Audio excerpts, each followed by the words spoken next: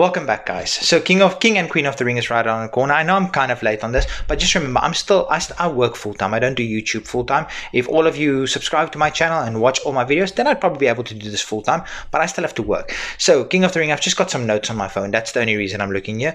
King of the Ring, here's my prediction just for the King and Queen of the Ring, not for the entire pay-per-view. So I'm going to go through what already happened and just have a quick chat about that. So King of the Ring, Gunther beat Sheamus. So Gunther and Sheamus, it's such a good match. I think this could have been later in the tournament. It shouldn't have been the opening match, but I think Gunther is the right guy to beat Sheamus. Obviously, they're always going to have a fantastic match, but I do think this could have been semi-final or quarter-final, not opening match. I don't think that's appropriate for what the two of them can put up. Then we have Ilya, who beat Ricochet. So it's kind of sad that Ricochet took the L, but Ilya, he's definitely a future absolute main eventer. I think WWE, they've just kind of written Ricochet off at this point. I think they've kind of forgotten that Ricochet even exists, really. The only person that knows that Ricochet is still relevant, I think, is Samantha Irvin. I think apart from that, Ricochet barely exists in the company, which is kind of sad because Ricochet is incredibly talented. Then we've got Jay, who beat Balor. Now, Jay, he was the #1 draft pick. He is undoubtedly the top babyface on Raw. Undoubtedly the top babyface on Raw. So they are strapping a rocket to Jay's back as well as Gunther, as well as Ilya. Now there's one more match, and that's Kofi versus Ray. And, well, not one more match on the Raw side of things. Kofi versus Ray, and this is happening at an untelevised live event, basically a house show. So WWE is giving away such a fantastic match on a house show. This could be a Raw main event. I mean, it's a qualifying match, well, not qualifying, it's a first round match for the King of the Ring, and they're giving it away on a house show. I do think that Kofi is going over because Kofi's got that already thing going with Gunther. So I do think this is the toughest one to call from the first round. By the way, I would have called Gunther beating Sheamus. I would have called Ilya beating Ricochet. And I would have called Jay beating Balor. But for this, Kofi, I think, is going over. Now let's jump over to the SmackDown side. Orton beat AJ. So I was thinking, now I do believe it's going to be Cody versus Logan at the pay-per-view or PLE. I thought they might run AJ versus Cody back because that was such a good match. So Orton beat AJ, so I don't quite know what they're going to do with AJ. Then Tama beat Dawkins. Dawkins was a replacement for Bobby Lashley, last minute replacement. Tama Tonga, obviously he had to go over. If it was Bobby Lashley, Tama Tonga was still going over. By the way, I would have picked Orton to go over AJ. I would have picked Tama Tonga to go over Dawkins. And then Carmelo Hayes beat Corbin. This is kind of sad. I think Corbin is so good. He's got nuclear heat, but he's got the right kind of heat. He's got the heat. He's that heel that the people boo him, but they boo him because that's his job. He's supposed to get booed. But I would have probably called Carmelo going over as well because Carmelo also, he's got the rocket strapped to him. And then we've got LA versus Santos. That must still happen. And this one is probably, out of every single match, the easiest one to call. LA is going over. Absolutely no doubt. I keep looking there, keep forgetting that it's right there. I keep forgetting that, I keep looking there. I don't know why. Then we've got, this is the easiest one to call. Sorry, Santos, but LA is absolutely taking the win. Now I've got Gunther versus Cody. That's why I've got Gunther versus Kofi. That's my prediction because I've got Kofi beating Ray.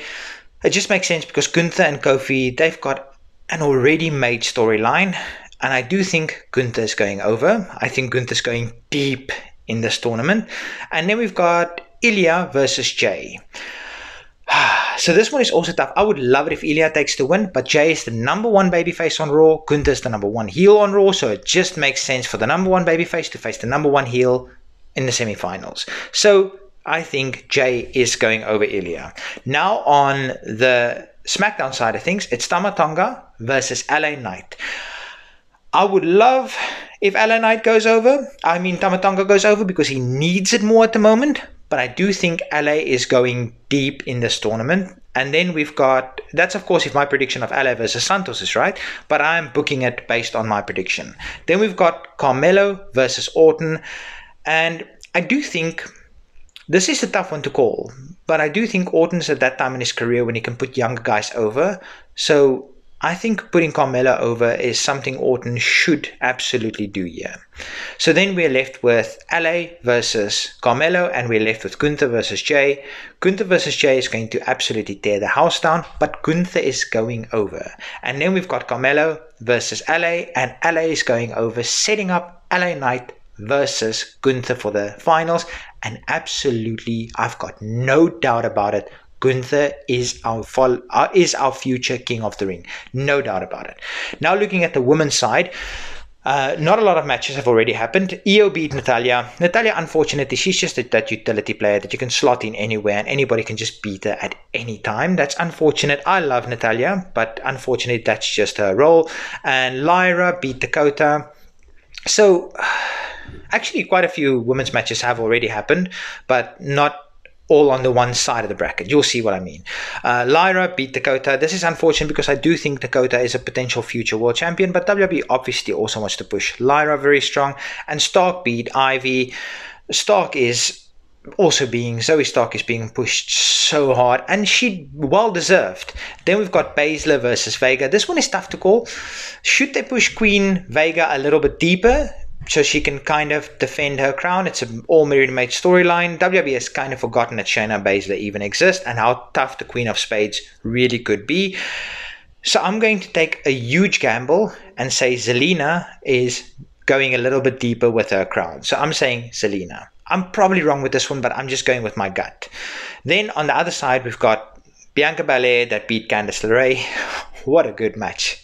Bianca Belair, Candice LeRae, two of the best female wrestlers in the world. Hear me now.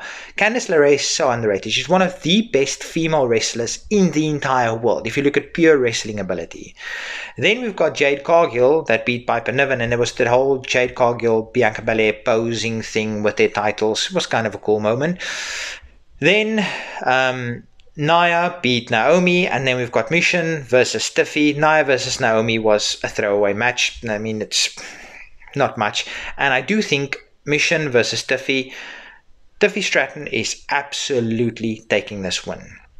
And then semi-finals, quarterfinals, we've got Io versus Vega in my booking, and I do think Io is definitely taking the win.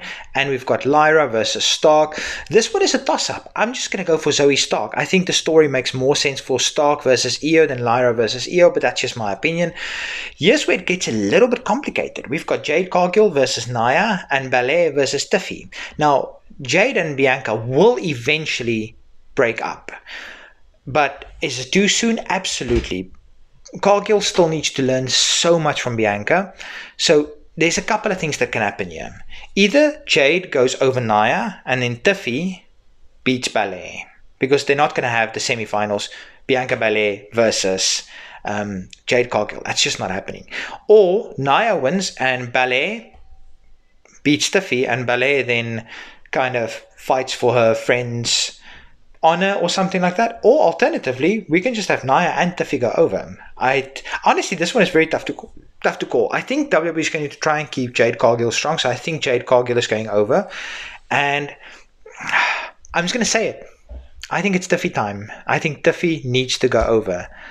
But does it make... I don't know. This one is very tough because there's so much story that can be told here with the team, and there could be interference. There could be so much to happen here. Anyway, then we've got Io Sky versus Stark. I think Io is going over. And then the other side of the bracket, I've got no idea. But I would love to see... I'm just gonna say it. Tiffany Stratton, Queen of the Ring. You heard it here first, folks. It's probably not happening, but Tiffany Stratton is Queen of the Ring. And yes, now you guys can probably laugh at me that I said Tiffany Stratton, Queen of the Ring, but I do think it's Tiffy time. I think Tiffy's got a Gunther-sized rocket strapped to her back. But what do you guys think, King and Queen of the Ring? Give me your predictions and let me know in the comment section. Peace.